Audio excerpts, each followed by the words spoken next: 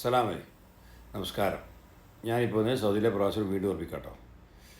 സൗദിയിൽ ജോലി ചെയ്യുന്ന പ്രവാസികൾ കമ്പനി ജോലി ചെയ്യുന്നവരുണ്ട്, മോസസിൽ ജോലി ചെയ്യുന്നവരുണ്ട്, ഇൻവെസ്റ്ററായിട്ട് ജോലി ചെയ്യുന്നവരൊക്കെ ഉണ്ട്.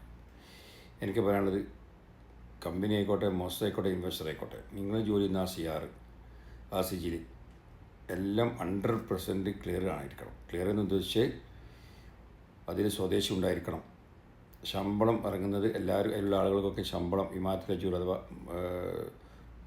മുതാദ് എല്ലാം ക്ലിയർ ആയിരിക്കണം. അതേപോലെ അതിലുള്ള ആരെയും ഇക്കാമ എക്സ്പയർ ആകാൻ പാടില്ല. 3 മാസത്തെ ലരീബ അത് അടച്ചിരിക്കണം കറക്റ്റ്. സക്ക ദാഖൽ വർഷത്തിൽ കിടക്കുന്ന അത് അടക്കണം.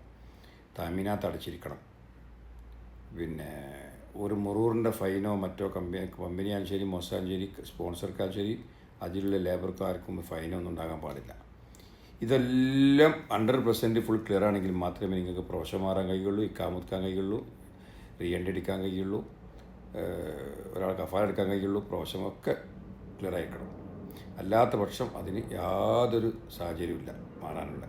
ഇപ്പോൾ ഒരാളെ വിളിച്ച് ചോദിച്ചിട്ടുണ്ടെങ്കിൽ ഞങ്ങൾക്ക് പ്രൊഫഷൻ മാറാൻ കഴിയുന്നില്ല, അതിൽ മുതാദ് പ്രശ്നമാണ്. അപ്പം ഞാൻ പറഞ്ഞു കൊടുത്തു, മുതാദ് ആർക്കും മുതാദ് ഉണ്ടാക്കിയിട്ടില്ല. മുതാദെല്ലാം ക്ലിയർ ആക്കി കൊടുക്കണം. കോൺട്രാക്റ്റ് ക്ലിയർ ആയിരിക്കണം. കോൺട്രാക്റ്റ് ക്ലിയർ ആയിട്ടില്ലെങ്കിൽ അത് ഓട്ടോമാറ്റിക് ഉറപ്പാകും. ഒരുപാട് പേര് ഉറപ്പായിട്ടുണ്ട് ഇപ്പോൾ കോൺട്രാക്റ്റ് പുതുക്കായിട്ട്.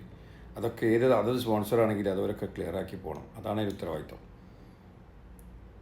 അപ്പം എല്ലാം ക്ലിയർ ആണെങ്കിൽ മാത്രമേ നമുക്ക് മുന്നോട്ട് പോകാൻ കഴിയുള്ളൂ സൗദി അറേബ്യ ജോലി ചെയ്യാൻ.